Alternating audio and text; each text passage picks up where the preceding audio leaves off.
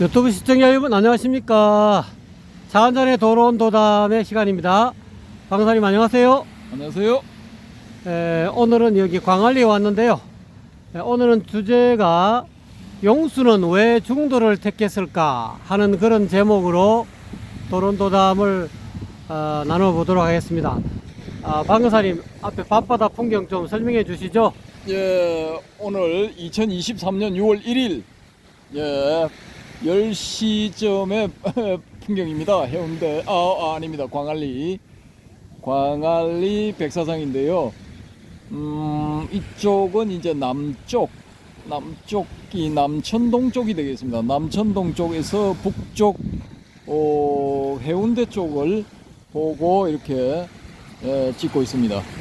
저기 광안대교 보이시죠? 광안대교 밑으로 요트들이 모여서 불꽃놀이를 하고 있네요. 대박. 이야. 우와, 요트에서 저렇게 불꽃을 와, 보급타를 막 오늘 뭐 확실하게 노는 것 같습니다. 웬일이야. 와, 저렇게 터뜨리는 거 처음 보네. 이야. 예, 역시 이 광안리가 좀 이렇게 해운대 쪽보다는 좀 나은 것 같습니다. 놀기에는 저기 광안대교도 있고 또 요트들이 또 이렇게 와서 불꽃놀이도 하고 여러 가지 볼거리가 있을 것 같고요.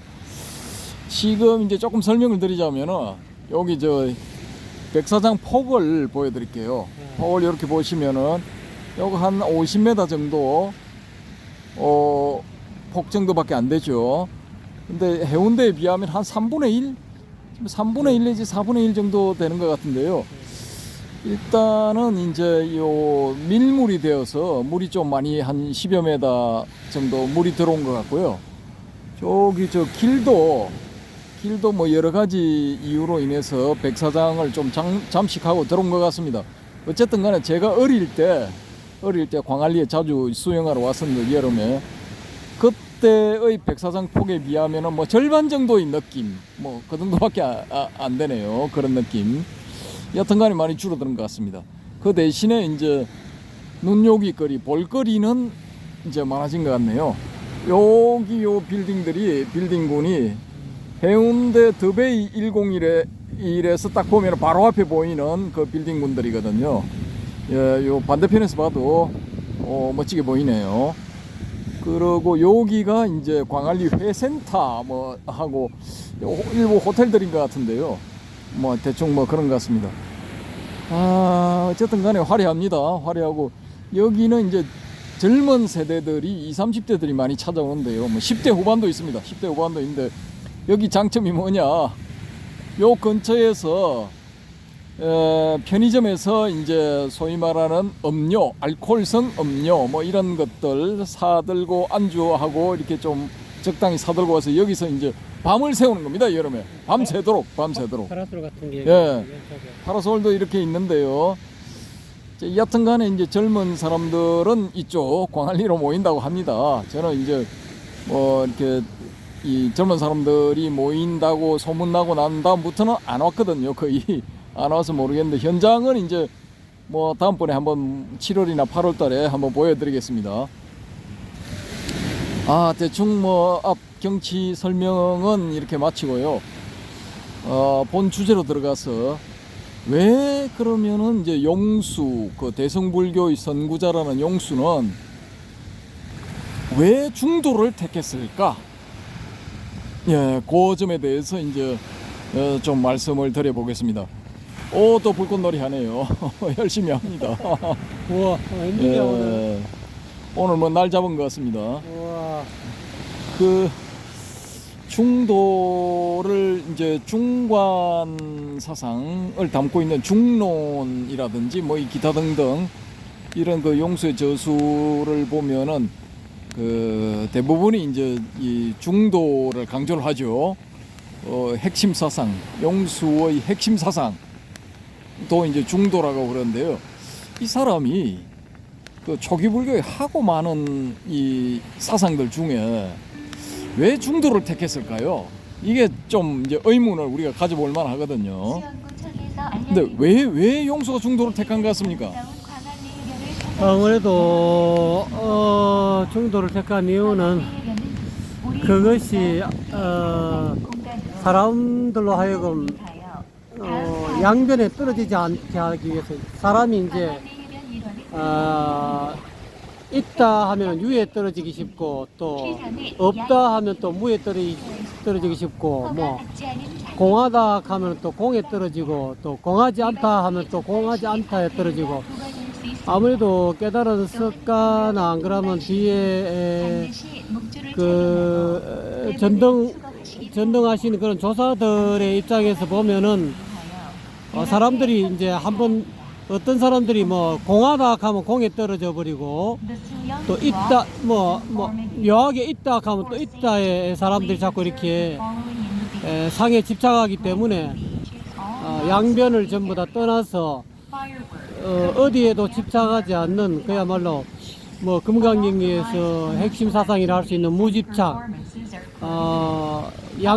양쪽에 어디에도 집착하지 않는 그런 마음의 자세를 가지는 것이 괴로움에서 벗어나는 뭐 최상의 길이다라는 그런 뭐 간단하게 제가 살펴본 바는 그렇습니다. 그렇게 해서 중도를 택하지 않았을까 그런 생각이 듭니다. 예. 이제 일반론은 그렇거든요. 그래서 이제 가전연경을 보니까 뭐 가전연이 나오는 논의제일 가전연이 나오는 가전연경을 보니까 거기 이제 무도 나는 이제 무도 피하라고 가르치고 유도 피하라고 가르친다 뭐 이런 내용도 나오고 거기에 또 뭐 12연기도 나오고 사성제에 대한 뭐 고집까지인가 뭐 이렇게 해서 또 고멸도 나오고 고집성제 고멸성제 이런 걸 뭐 이렇게 이야기를 하고 이렇게 연관을 시키는 이고 있습니다만은 제가 이제 좀 주목하려고 하는 부분은 어느 부분이냐 하면은 12연기를 한번 주목해 보자는 거거든요. 이 12연기를 우리가 이제 풀이를 할 때 12연기의 순관을 이야기를 하고 12연기의 역관을 이야기를 한단 말입니다. 근데 12연기의 순관은 이제 생사가 있는 그런 윤회의 길이죠. 근데 12연기를 역관해서 무명을 이제 깨치고 나면은 열반을 끊고 생사를 끊고 또 윤회의 고리에서 벗어나서 이 열반을 정득한다 이렇게 돼 있단 말입니다. 대부분의 경전에서 설명을 그렇게 하거든요. 근데 여기서 우리가 이제 뭐 저 같은 경우 의문을 가지는 게 뭐냐 하면은 야 이게 아니 맨 마지막에 끊어버리는 게 무명인데 아니 무명을 끊을 밖에는 처음부터 명을 강조하면 되는 거지 왜 무명을 끊는 그걸 강조하냐 이거죠. 그냥 명해라 발금해라 무명이니까 비더야 하니까 비더야 명을 해라 이렇게 하면 간단하게 끝날 거거든요. 그게 뭐 아비더야에서 무명에서 무명을 만드는 이 명 상태를 혼란하게 만드는 그 무자를 떼버리고 무명에서 무자를 떼버리고 명을 찾아라 이렇게 해버리면 될 건데 이 양반은 희한하게 뭐 주저리 12가지를 전개를 시켜놔놓고 그 시작점이 무명인데 그냥 명 해버려 하면 다 끝나는 건데 뭐 끝까지 뒤를 쭉 뭐 순관이다 하면서 노사까지 갔다가 또 뭐 역관이다 하면서 거꾸로 올라와서 무명까지만 무명을 없애는 것까지만 딱 해버렸거든요. 그러니까 여기서도 이게 특징이 드러난다는 거죠. 이 스가몬이라는 사람이 어떤 식으로 교서를 설파했느냐라는 이제 특징이 드러난다는 겁니다. 12연계에서. 그러니까 이게 명을 강조를 안 하고 그냥 무명을 없애라 해버린 거죠. 그러니까 이건 뭐 이게 특별한 자기의 주장 이걸 내세우는 게 아니라 그 반대되는 것. 뭐 여기서 다른 차원에서 사성돼서 이야기를 하면은 이게 고집멸도잖아요, 그죠? 근데 고가 생기는 거는 집 때문에 생긴다 이거죠. 그럼 집을 안 하면 돼. 집착하지 마라 해버리면 되는데 돌을 닦아라 이렇게 이야기를 하거든요. 돌을 닦아라. 돌을 닦아서 번뇌가 멸해야 된다. 그러면 그게 열반이다 이렇게 해버린다고. 여기도 그냥 집착하지 마라. 그러면 그게 열반이 된다. 이렇게 단정적으로 직접적으로 이야기를 안 한다라는 거죠. 그러니까 석가모니라는 사람의 어법 자체가 구사하는 어법 자체가 이게 간접어법이다라는 거예요. 간접어법. 직접적으로 뭔가를 이야기를 안 하고 간접적으로 이야기를 한다. 애둘러서. 그러니까 직접적으로 뭔가 이야기하고자 하는 것의 반대 개념을 이야기를 해버린다는 거죠. 딱 거기까지 가버린다는 겁니다. 그러니까 용수라는 사람이 소위 말하는 중론의 맨 앞에 팔불중도에 대해서 이야기를 할 때 모든 희론을 잠재운 석가모니에게 엎드려 절합니다. 그런 구절이 있거든요. 그러니까 석가모니가 모든 희론을 잠재우는 방법은 직접적인 어법을 쓰는 게 아니라 간접어법을 쓴다는 거예요. 간접어법. 그러니까 용수도 그 간접어법을 흉내낸 거죠. 그거 따라간 거죠. 따라가서 이제 유도 아니다, 무도 아니다, 일도 아니다, 이도 아니다. 일 같음 하나니까 같음이죠. 다를 이자 같은 것도 아니고 다른 것도 아니다. 뭐 끊어지는 것도 아니다. 불상부단 항상 하는 것도 아니고 끊어지는 것도 아니다. 뭐 이런 식으로 간접화법을 취하는 거죠. 이것도 간접화법이거든요. 일종의 직접화법이 아니고. 그러니까 양변을 여인다. 아주 뭐 멋지게 들리죠. 이게 양변을 여기서 뭘 어쩌겠다는 건데 그래서 양변을 여이면 뭐가 나타난다는 건데 뭐 직접적으로 뭔가 이야기하는 게 없어요. 직접적으로 뭐 불성을 찾아라든지 아니면 아라야식을 찾아라든지 뭐 엄마라식을 찾아라든지 직접적으로 이렇게 언급하는 게 없어. 전부 간접적으로 이야기를 해버리는 거예요. 그래서 이제 이 중관학파 마더야 미카라고 하는 중관학파의 정통파를 뭐라고 하느냐 하면은 귀류 논쟁이라는 거예요. 이 상대방의 주장, 단정적인 주장의 허점을 찾아서 논파를 해버리는 그런 논쟁이다라는 거죠. 귀류 논쟁. 도로 돌려준다 이거죠. 상대의 주장을 가지고 잘못된 점, 단점을 찾아서 그 근거를 없애버린다라는 거죠. 그렇게 해서 상대방을 논파해버린다는 거예요. 그런가 하면은 그런 점들은 좀 이렇게 뭐 미꾸라지가 소나기에서 빠져나가는 것처럼 뭐 그런 식의 그 볼성사나운 주장이니까 정정당당하게 우리도 뭔가를 이렇게 긍정적인 주장을 내세우자 라는 게 이제 자립 논정파단 말입니다. 그러니까 그런 이런 상황에서 지금 사람들이 평가하기는 야 용수가 그렇게 단정적인 표현을 쓰질 않았다. 그러니까 자립 논정파는 아니고 이 간접화법을 쓰는 귀류 논정파가 용수 중관학파의 혹은 중관종파 혹은 중관사상의 정통이다라고 이렇게 주장을 한단 말입니다. 근데 저는 이제 좀 그게 불만이죠. 아니 뭐 이야기를 하자면 정정당당하게 확실하게 뭔가 이게 내 주장을 이야기를 해야지. 전부 간접적으로 살짝 비켜나가면서 반대되는 양극단이 있다. 생과 멸이 있다면은 생 주장을 이렇게 논파를 할 때는 멸의 특징을 가진 것을 들어서 생 주장을 논파를 해버리고 멸한다 단멸론자들의 주장은 이게 생하는 어떤 그런 것들을 요소를 들어가지고 이 단멸론자를 멸 주장을 하는 다 없애버린다 뭐 없어져 버린다 요런 주장을 또 논파를 해버린다니까요. 이게 비유 비무도 또 똑같아요. 유를 주장하는 사람은 무를 들어서 그 유를 논파를 해버리고 무를 주장하는 사람들은 유를 들어서 유의 특징을 들어서 무를 또 논파를 해버린다고요. 그러니까 이게 이 미꾸라지 같은 놈들아 소리를 들을 만하다라는 거죠. 근데 과연 그러면은 이런 이 간접화법의 특징이 소위 말하는 이 아란이 되는데 또 대성불교에서는 보살이나 불이 되는데 이게 적합하냐라는 겁니다. 이 방법으로 과연 이 방법을 선택해서 배우는 사람들이 아란이 되든지 보살이 되든지 불이 되든지 됐느냐라는 거예요. 예? 이게 중국에서는 이제 중간 같은 경우에는 중론, 백론, 12문론 해서 3론종이 또 성립이 되죠. 3론 학파의 3론종. 3론 학파의 중국 3론 학파의 고성들 가운데서 부처나 보살이 많이 나왔냐 이거죠.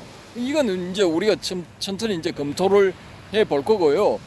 그 바람의 검객님이 제시를 하신 이제 고구려 출신의 성랑 스님의 이 삼론 사상 거기에 대해서도 이제 검토를 한번 해볼 거거든요. 그래서 저는 이제 이 용수가 이 비유비무라는 소위 비유비무라는 그 중도를 택한 것이 이 스카모니의 간접 화법 그 화법을 따라간 것이지 않느냐라고 이제 저는 그렇게 본다라는 거죠. 그렇게 보면은 이게 이제 앞뒤가 좀 맞아 떨어지거든요.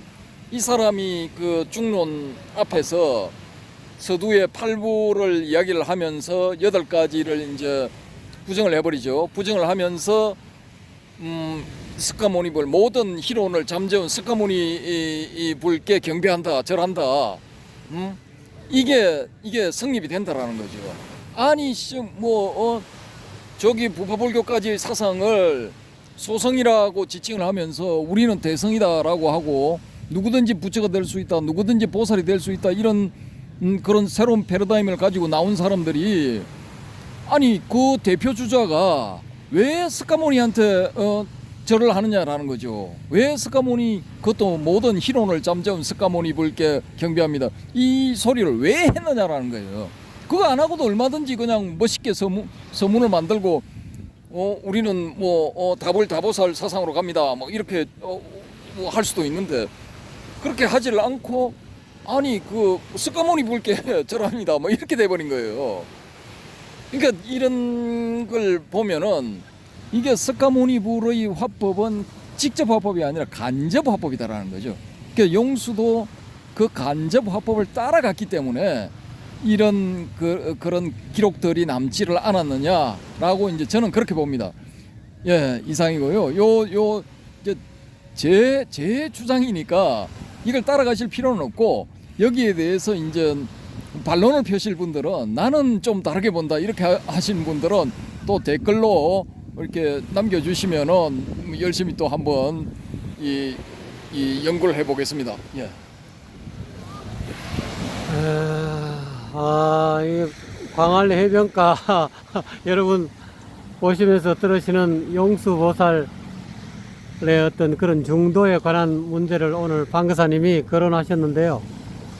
여러분께서는 또 독특하신 또 여러분만의 나는 이렇게 본다. 왜 용수는 중도를 강조할 수밖에 없었는가 하는 어떤 뭐 여러 가지 또 다른 이유가 또 사람에 따라서 방거사님 이외에 다른 어떤 그런 견해를 가지신 분들도 있으리라고 믿어 의심치 않습니다.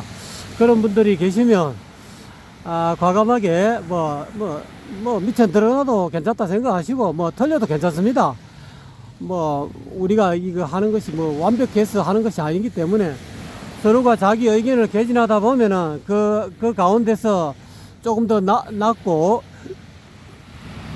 완벽한 그런 어떤 그런 좀 더 진실에 가까워진 도론도담이 되지 않을까 하는 그런 생각입니다.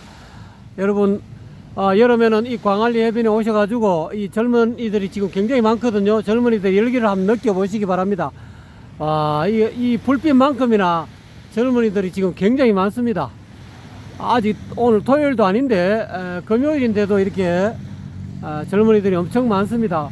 저희들은 한쪽 모퉁이에 와서 이렇게 여러분에게 도론도담을 간단하게 나눠 보았습니다. 오늘 방거사님 감사합니다. 감사합니다. 시청해 주신 여러분 대단히 감사합니다.